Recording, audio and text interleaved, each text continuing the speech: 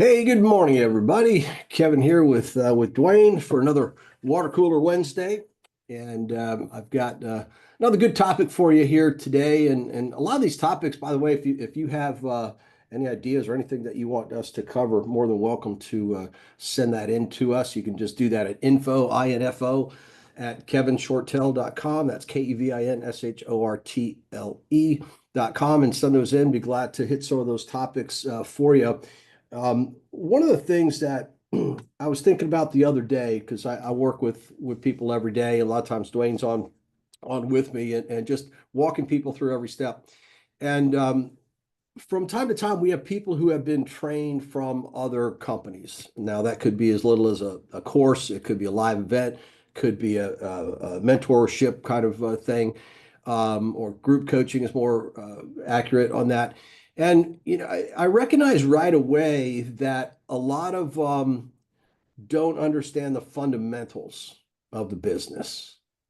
And when you don't understand the fundamentals of the note business, it will come back and bite you at some point in time. Look, anybody can get lucky for a period of time, but it will come back and bite you at some period of time. And it's so important because the fundamentals show up in every transaction. I don't care if it's performing, not performing, sub-performing, whatever. It will come up and be glaringly obvious if you don't know the fundamentals, and eventually you get burned. Now, Dwayne, you can see in this behind him there with the Orioles T-shirt. He has a background in baseball. What do they teach in baseball about the fundamentals when you learn? What's the first thing when you're learning baseball? Right? Hey, yes, all fundamentals. And you know me, I was getting ready to say I'm a big sports nut. So, you know, that's just the root of the game. Fundamentals, keeping your eye on the ball, not dropping your shoulder if you're batting, dip one knee, put your glove to the ground. Those are fundamentals of playing offense, defensive baseball. Vince Lombardi said it, block and tackle for the Green Bay Packers. Block and tackle. That's going to win you games. Everybody thinks the deep ball is going to win you, but no, block and tackle defense. Look at this past year's Super Bowl champs. That's what happened. Philadelphia Eagles, their defense won them the game. Granted, their offense had a good team, but basics. Go to the basic, learn your fundamentals, stick with that. Don't deviate off that, because we see too many times that people don't stick to the basics, just like you're talking about, and then they get slick, and then they get, oh, I know how to do this business, and all of a sudden they realize when you bring it to their attention, oh gosh, I should have seen that and I didn't. And again, it just happens. It happens. It happened to me starting out, and just you're constantly evolving, constantly learning. And I learned from you. We looked at a deal this past week that I learned from you. And if you could stick to that, I totally wholeheartedly, and I believe that's in anything. Fundamentals will help you propel forward. Yeah, and again, the TV is like, if we go back to the baseball analogy, TV is like the flashy stuff. Who doesn't like a home run or a grand slam or double play or whatever? But what do you practice on? At the end of the day, it comes back to practice and those little tweaks that you have to know. That's what propels you. The golf, I mean, you name whatever sport, but it translates really into everything. If you have a skill like carpentry or welding or what electrician, I mean, it comes back to understanding the fundamentals of things. So um, as it relates to the note business, sure, there's a lot of people out there going to, oh man, partials and this, that, all the flashy objects, and again, those are all great, those are all good things, but it doesn't fit every single deal. What does fall into place in every single deal is the fundamentals. Okay, so I wanted to cover some of those things to bring this audience up to speed a little bit on these things. So bottom line is on every note transaction, if we just break it down, every single note that we look at has three different contracts. Okay, and we have to be familiar with those three contracts. There's going to be a note, there's going to be a security agreement, and then there's going to be the property ownership document. So every deal that you look at, those are three ingredients that you have to look at. Every time those rights are transferred, you have to see the transfer documents of those same things along the line. So we want to see consistency. We want to see that everything has been legally passed and properly passed through paperwork from one entity to the next. So again, it doesn't matter to me what type of security agreement. So you notice I said security agreement. Let's break them down even further. What is the note? I said it's a note, security agreement, and property ownership. A promissory note is a very basic instrument. It's an important one, but it's very basic.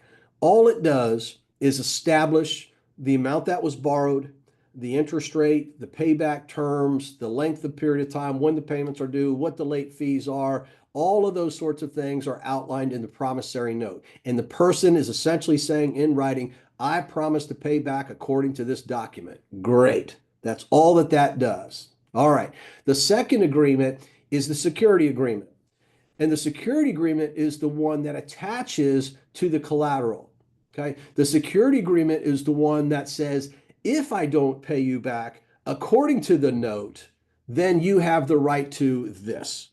Okay. And normally, this in our business is then you have the right to foreclose. Okay. Now, depending upon what type of security agreement it is, that foreclosure could be judicial or non-judicial. Okay, so it breaks down from there. But ultimately, or by the way, it could be a form of an eviction if it's in the form of a contract for deed. So they're all security agreements. It's just how they exit out is different. Okay, so if you think in terms of I need to look at three key ingredients, it's still going to be the note, the security agreement, and then the property ownership. The property ownership is the deed to the property, who has the rights and the obligations and the liabilities on the property itself. And for the most part, that's going to be the borrower.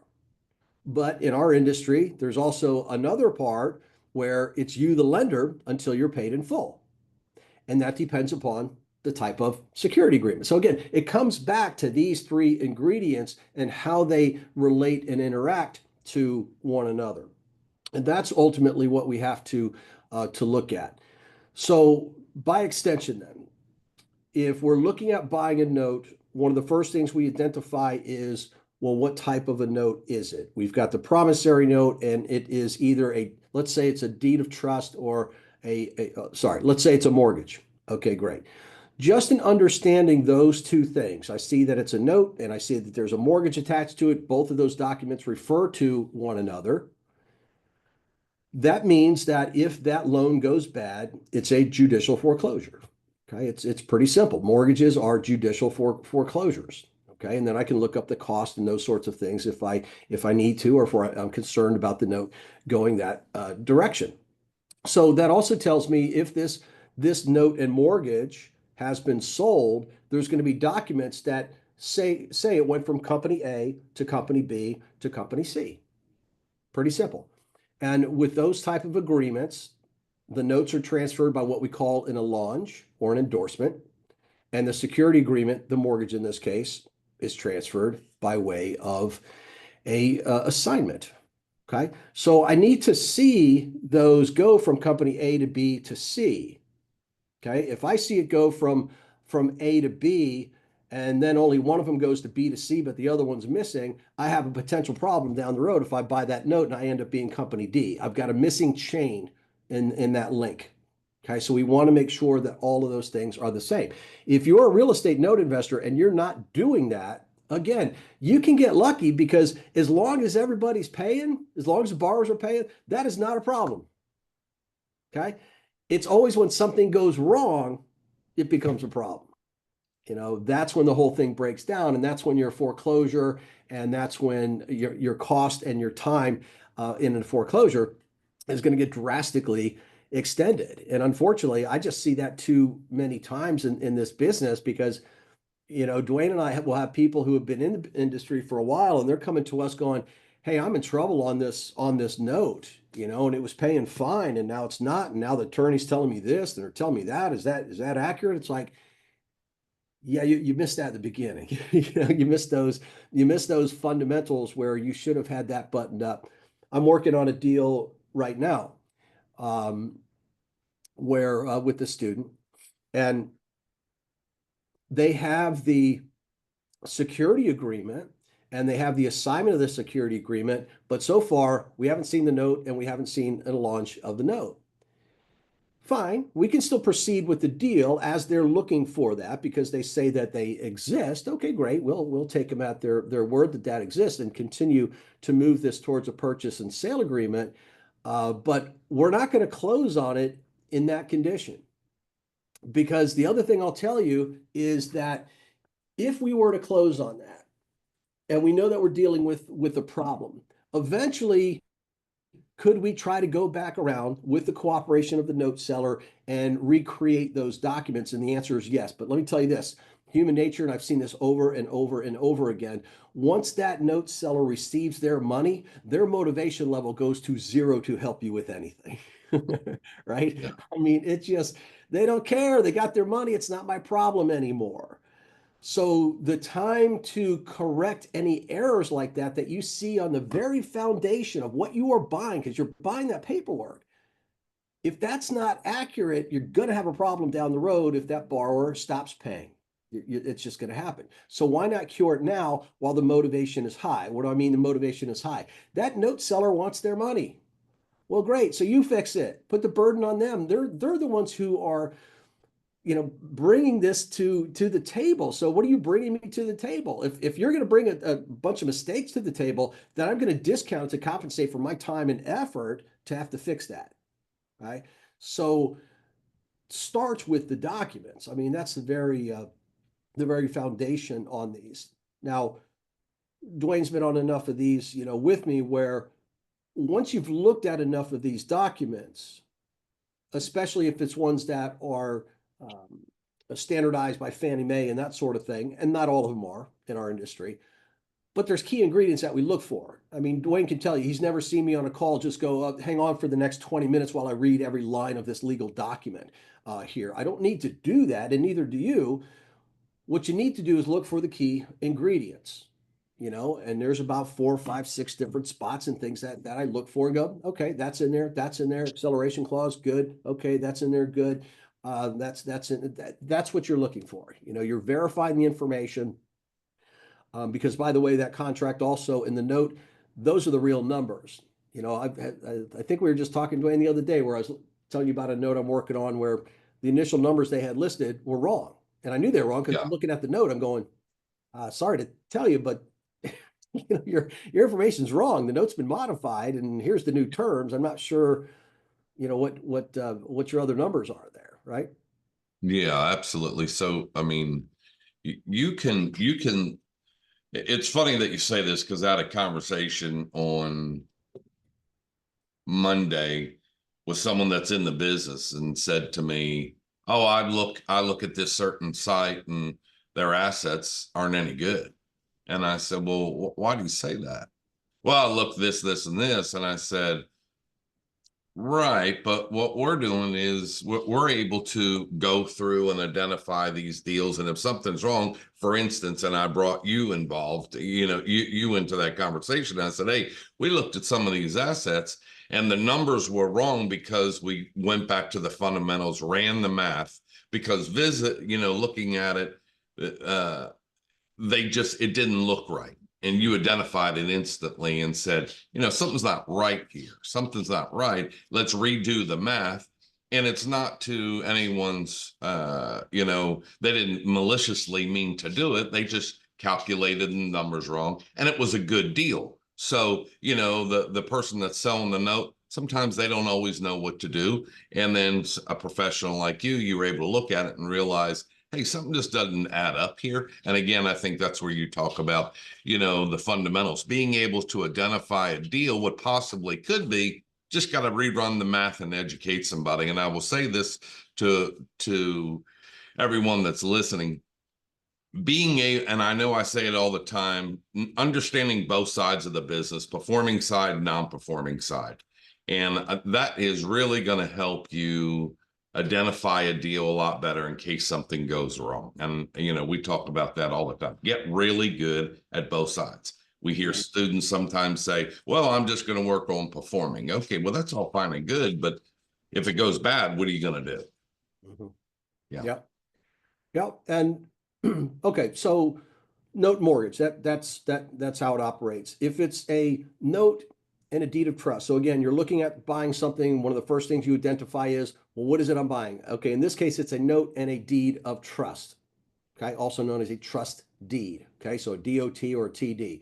If it's a note and a deed of trust or a trust deed, same thing, you know right away that that is going to be a non-judicial foreclosure. Why? Because all deeds of trust are non-judicial foreclosures. Okay. Now, a deed of trust is a type of mortgage. It's just not all mortgages are deeds of trust. We have the traditional mortgage, which is judicial foreclosure. We have a deed of trust, which is a type of mortgage, which is non-judicial foreclosure. And the big difference being something they call the power of sale clause. The difference, to boil down the difference between a mortgage and a deed of trust, is a power of sale clause. A deed of trust will have within the context of the contract, once again, one of those clauses you're looking for, it will literally say power of sale, either in the title or in the context of that paragraph, saying that the borrower acknowledges that this debt exists through the creation of this note, and if they do not pay it back, that the owner of that note and it or it's assigns, right, whoever owns it down the road, they have the right to to enforce the power of sale clause, which basically the borrower gives up their judicial right in front of a judge, and they just say sell the property. So a mortgage is you have the right to foreclose. A deed of trust is you have the right to sell the property, and by that meaning a forced sale on the property. But they both act as liens on the property. That's all, and they're both a part of public records. And when we look at the chain of ownership, it goes from note, deed of trust, and then we see the allonge of the note to the next company. We see the assignment of the deed of trust to the next company, and on and on and on down the chain. Okay, very, very simple. And all of these security agreements, by the way, are the ones that are recorded. Okay, so why are security agreements recorded but not the promissory notes? Well, notes are still considered personal property. So personal property doesn't get recorded in real property records. Real property records, which are held at your registrar of deeds office, um, yeah, or registrar's office. It's called a couple of different things, but that it's held by that entity and recorded by that entity, have everything to do with real property. Okay, what is real property? Land, any man-made improvement, and the bundle of rights that comes with it. Okay, again, these are all fundamental things. If these are foreign terms to you, you don't understand the fundamentals. And I'm just telling you, you need to understand the fundamentals in this business. So the real property is just the land, any man-made improvement, and the so-called bundle of rights, mineral rights, air rights, those sorts of things. So when you have a security instrument that takes that collateral and pledges it, okay, as collateral for a loan, for the payback of that loan, that has to be recorded in real property records. Okay, so that's why we see all of the mortgages, all of the deeds of trust, all the assignments of those items in public records. And I always encourage my students to do this. Don't just rely upon the seller sending you the information that they have on the note. It's another thing that drives me nuts. It's like, well, maybe that's all they have. And let me tell you something. They've owned this note for 4 years. You think they've been looking at it every time? You think they're checking the property taxes? You think they're That's a making good sure the point. insurance is up to date? You're making sure that they, are calculating the late payments correctly. They're really tracking it. No, they're not, Good point. Yeah, you good know, point. and so they might supply you with everything that they have, and they could be 100% honest. Here's everything that we have. You may go to public records and see, oh, there's another lien on here. What was that? What happened here? This wasn't done, or that hasn't been paid. So you get the complete story by going to public records. Now, the best way to do it is you look at public records first, because they can come in really smart, and that's where you become an attorney, where you know what questions to ask, you already know the answers to. And it helps you test, it helps you look at these notes the right way. And you'll end up, if you do it the way I teach it, you will end up knowing more about that note most oftentimes than the note seller themselves. Okay, because you're seeing the whole picture. You'll see what they have when they supply that, but I've already done a deep dive of public records to the point sometimes where I know more about the borrower, and that sort of thing happens as well. So again, Part of this is always coming down to the story, but also the numbers. So public records, we start to look. We look at all those chain of events. We see if there's any other liens that might be on the property, anything like that. Fundamental. Verify your numbers through those documents as well. Okay, those documents should reflect back and forth to one another. You want to make sure that when it comes to the security agreements, not only do you get a copy of the one that they created before it got recorded, but you also get the copy after it got recorded. You're going to want to see those, and you're also going to want to make sure when you get your documents that you give the recorded document to your servicing company. Okay, otherwise they can't start servicing the note. Okay, so that's how those work. Now, the collateral behind it doesn't matter. So notes and mortgages, notes and deeds of trust, as I explained them to you, that could be on vacant land. It could be on commercial buildings, residential, doesn't matter, across the board, warehouses, you name it. The hybrid that we have in our industry is one that really confuses people, and it shouldn't. Right? I understand why it confuses people, but it shouldn't. So let me break it down for you. There is something called an agreement for deed. It's also called a contract for deed. It's also called a land contract. All right. So we got three names for the same darn thing. All right. But that's just regional, that's state-wise and everything else. So that's the first level of confusion. They're all the same thing. The most descriptive is agreement for deed or contract for deed. Land contract, little vague on what that means, but they all mean the same thing. But a contract for deed or agreement for deed, I think, is a little more descriptive because the arrangement is this. If I'm selling a property to Dwayne, I own this property free and clear, and I'm selling this to Dwayne, and Dwayne gives me 10% down. So he gives me $10,000, and I create a $90,000 note with Dwayne. Dwayne, and I say, here's how we'll do it, though, Dwayne. I'm going to stay on the deed to the property until you pay me off in full. Okay. So what does he have? He has an agreement to get the deed, okay, that I'm on, or a contract to get the deed. So what does he have to do to get the deed? He has to live up to the contract, right? Simple as that. Contract for deed. If you live up to the contract, you get the deed. In the meantime, I'm going to hold it. Why would I do an arrangement like that in seller financing? Well, typically with seller financing, it means the person can't get bank financing. Not always the case, but typically that's what it means. So either they don't have a proper debt to income ratio, they don't have proper documentation, or they don't have the proper credit. Sometimes you just don't want to go through the BS. Let's face it. But that's the situation. So if they don't have that, then I'm taking on more risk than a bank. If I'm taking on more risk than a bank, I might want to think about that and say, what if this person defaults? What if I'm in a state where foreclosure takes me 2 years? And this borrower comes in, they make the first couple of payments, they never make another payment. And for 2 years, I'm fighting to get my property back while it's going down in value because they're destroying it. They're using it, wear and tearing it, and not paying me. And there's not a darn thing I can do until I foreclose. And that takes me 2 years. Yeah, you might want to think about your risk. Okay. So one of the Absolutely. ways that we mitigate that is to say, well, here's what we'll do.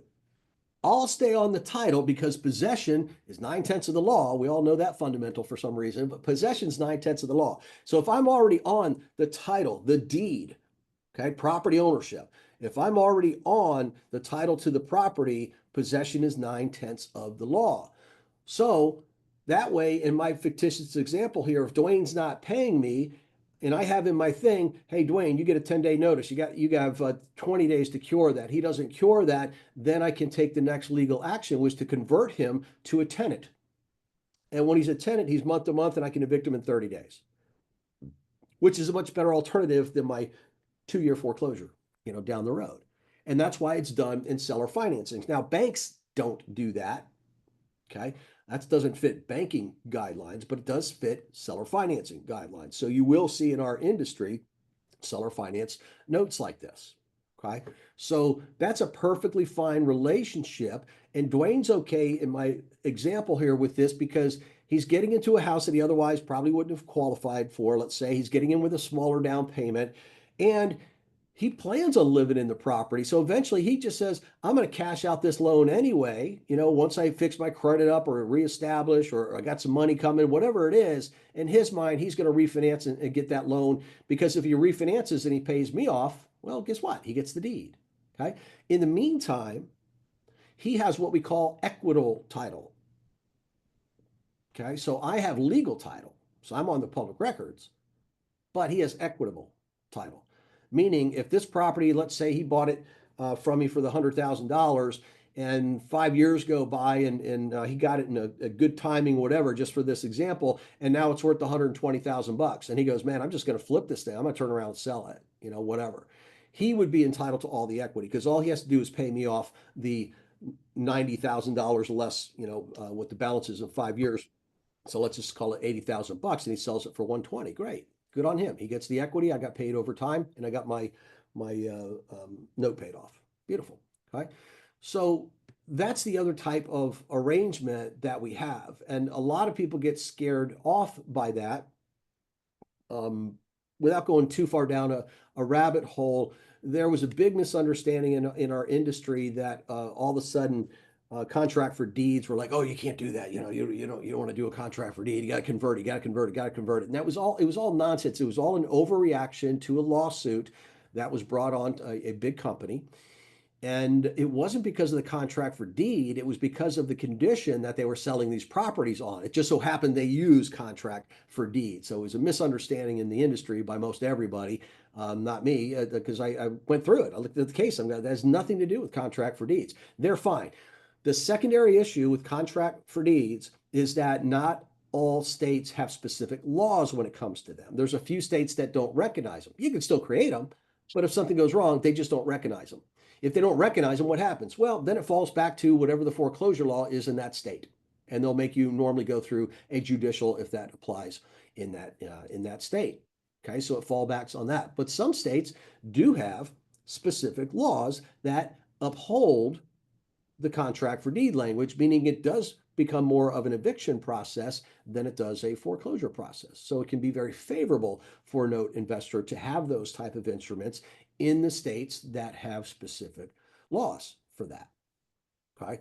Now, does that mean, oh, geez, I got to stay up on every state law and how, or no, when you're looking at, when you're looking at a deal, like I don't stay up on every state law, but I'm in it enough every day where I just, You do pretty good at it. Yeah, I got, I You got a are pretty good at it. I pretty good gotta say, idea, not tooting your horn, but you do know your law for sure. Yeah, just because I'm in it every day. If you're not in it every day, you're not going to know. But again, bringing this down to fundamentals. When you're first looking at a note, doesn't it make sense to identify, well, what the heck type of note is it?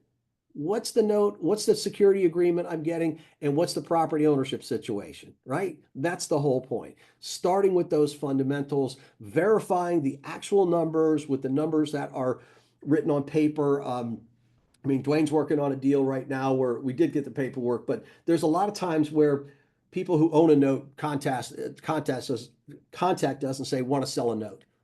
And all right, great. I got a form here. Let's go through it and let's get some information about your note. What's the balance of your note? $45,000. What are the monthly payments? $500 a month. And right by my brain, I'm like, no, it's not. Mm. No, it's not. They're rounding it, because that's what people do. It's about $500 a month. Well, when you amortize a loan and it's $493.75 a month versus 500, your numbers will get skewed, over time. When your balance, he's saying, is about 45,000, but it's actually 43,950, that's a difference. So we always have to get specific numbers from people, and that's where if somebody's just flying off the cuff on that, it's the same thing. When I see somebody listing a note and it's exactly $600 a month, I'm like, how many mortgage payments have you ever seen that are just a flat out even number like that? Very rare. There's only one instance where you see that, but I won't get into that. But when you see specifics like that, again, it's just a little trigger that goes, nah, something's not adding up. Something's not right. And this is all fundamental stuff. So I look at, what am I buying? What are the documents on that? Do the numbers make sense? I go back to the original loan, right? Compared to where it should be now.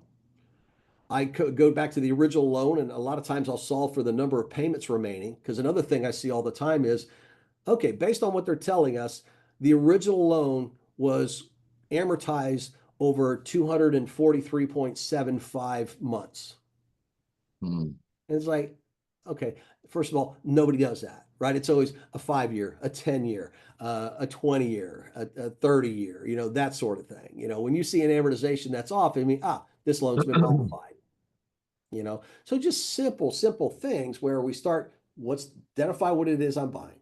Let's look at the numbers, see if the numbers make sense. If they don't make sense, I'm going to make a note of it. When I contact the seller, I'll figure it out. Okay. Or I'll go online and see what documentation I can find on it to re-verify that number. In the meantime, gather information from the seller, look at that note, identify the security agreement is, check the numbers on the note, run them through, and don't always expect the seller to be accurate. Hey, so this is what I would recommend, piggybacking on what you're saying. You will find that your closing percentages will go up when you can help educate your buyer. 100%. Just because of things that they don't know, and you taking the time to explain it to someone, regardless what it is, whether you're wholesaling deals, whether you're buying seller finance deals, if you understand the fundamentals and you could break it down on a granular level that they understand exactly what you're saying, you will close more deals. I mean, it's just fact, because no one else is educating them on the business or what they have or have not done. If they've done a seller finance deal, who knows how many more properties they have, and with better understanding of how to create a better note, what is required, what they need, what all that looks like, you're probably going to be the first person that they contact when they go sell another one. So do yourself a favor, take some time, educate your buyer, and you can't go wrong by that. You got it. Hey, sorry, I got distracted. I got a deal back, baby. Remember the deal I was telling you about in that neighborhood I liked? I don't want to identify because I got to go on right now and lock in that deal. I knew it was going to come back. I told this is a deal. Maybe I covered it on a Wednesday night membership only one, but it Was could have that been the nice house with the little house, the white one next door. white one next door? Yeah. You know what I'm talking about. Just got an email. Well, I guess right before we started. It's back on the market. The buyer didn't have the ability to close on it, whatever that means. So oh sweet. So I That's got a that. good deal. Oh yeah, it's a good. This is one I jumped on in the same day, and I offered the guy $1,000 less than asking just to Yeah. offset some of the closing costs. And somebody came in with a higher offer that same day, the next Yeah. day, and I was like, oh, I missed out on by that one by maybe $500, maybe $1,000 if they did the full Yeah. asking Yeah. price. That's good. But even at full This asking, was for a client, or was this one for you? I don't remember that. yeah, this is for an elite client that I'm partnering with. Oh, gotcha. So yeah, so I got to jump on that one right now and tell them I'm in on it. So with that, I think we'll wrap it up. Sounds good. Dwayne's Yeah. information is right there in front of you. It's been on the screen. Just set up a phone call. Let's talk about this. Let's look. I can help you in your business. I don't care what level you're at. I don't care if you are so green to this, you don't even understand really what a note is. You've never seen one before. It doesn't matter. Sometimes that's better because you can come in with a clean slate, man, and I can build that thing for you properly from the get-go, including these fundamentals. If you're already in the business and you're stuck, or oh, there's just no deals out there. Why are we closing deals every single week then? You're looking at the deals the wrong way. Something's off with the way you're approaching this, and that's got to be corrected because Absolutely. there is good inventory out there right now. We can get you going on that. It all just starts with a phone call. There's no cost, there's no obligation. Dwayne's not going to be pressuring you into doing anything. It's like, hey, here's who we are, here's what we're all about, here's what we do on a daily basis. And if this is a good fit for you, welcome aboard. If it's not, you're going a different direction. Hey, it was great talking to you, and good luck. And you'll know where to find us when you need us down the road. Hey, that was a good point, because yesterday, our new client, he has been following you since 22, Yeah. and reached out because you were saying, where did he come from? Well, he's been following us, seeing on this Watercooler Wednesday, and said, you know what, I had a question, and then it turned into, you know what, this all makes perfect sense for me, and I need a day to think about it. And now he's a new client. So good for Awesome. him. Good for him. Good deal. All right. Thanks everybody for tuning in. And again, we'll repost this on the podcast, Real Estate Without Renters. Please like and join that. Also YouTube, if you could join my YouTube channel too, I'd love to see that YouTube base grow also where I'll repost this. So thanks everybody and talk to you again Talk real to you soon. soon.